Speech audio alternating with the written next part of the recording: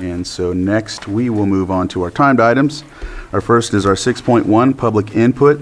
As you know, public input gives the opportunity for a citizen to come up and speak about something that is not on the agenda. However, just note, anything discussed in this, in 6.1, I'm sorry, cannot be addressed by the board as it's not on the agenda, and according to the Brown Act, we have to either guide you to the department, or your supervisor will meet up with you and either work with you on it or direct you to where you need to go to address your situation. Is there anyone in the chambers that would like to provide public input?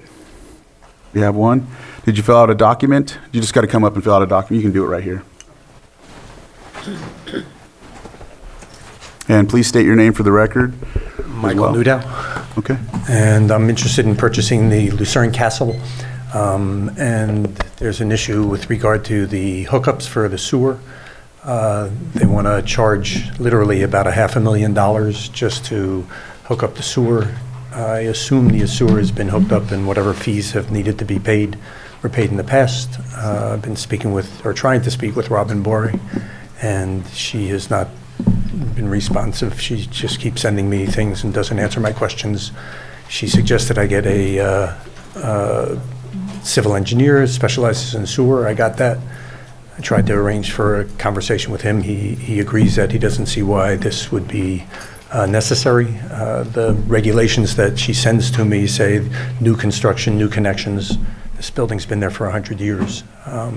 So I'd at least like to find out why I would be charged $500,000 if I purchase this.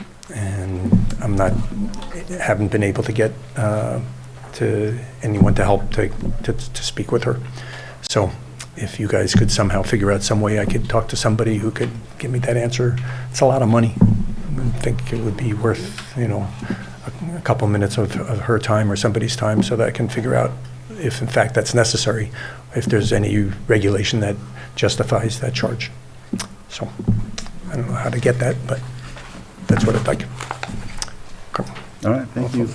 And he's in my district. I've spoke to him about this, so we'll follow up with you. Okay. Thank you. Anybody else? Come on up, ma'am. Hi, my name is Cara Faye Ingram, and I'm here today to discuss Raven Shepherd, an MSW at Lake BHS, who has been on continued restriction from providing clinical services for almost a month now, as well as recently being placed on administrative leave while her involvement in Sacred Life Recovery Services is being investigated. Sacred Life is a nonprofit that focuses on providing respectful care to Native communities who experience substance use disorder and other co-occurring barriers. Raven has been transparent about her non-clinical involvement in Sacred Life in the submission of a BHBH grant on its behalf. This grant is a tribal planning grant that addresses housing instability in Native communities as it relates to substance use disorder, as well as implementing a cultural humility training geared towards working with Natives. The claim is that there was no awareness in her involvement, even though when Sacred Life provided a similar training 2 years ago, Lake BHS supported and attended this training. Removing Raven from her work creates additional barriers to Native seeking mental health services, which further perpetuates the long history of broken promises to tribal communities from government entities. On this month of mental health awareness, don't forget that Native mental health matters and Raven's absence have an impact on them. Excuse me.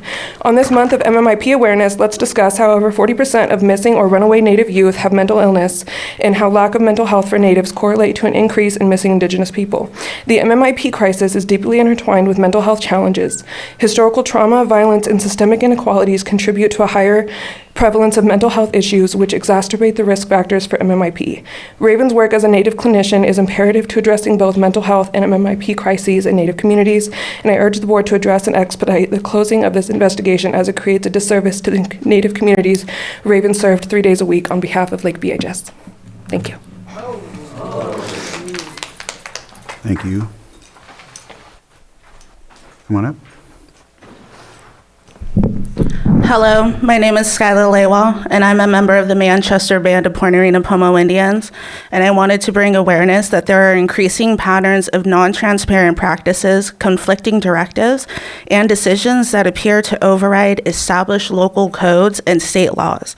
These actions not only disrupt due process, but erode public trust in the county's governance. The administrative culture across some of the departments has grown opaque, inconsistent, and in some cases seems to disregard both legal compliance and ethical accountability. The community is watching closely. I urge the board to consider how continued erosion of ethics and public confidence reflects on leadership as a whole.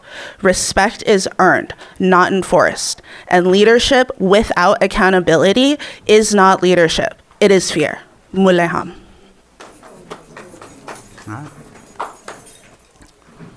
Thank you. Is there any other public comment?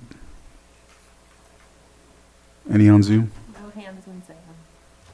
All right. With that, we'll move on to our next item,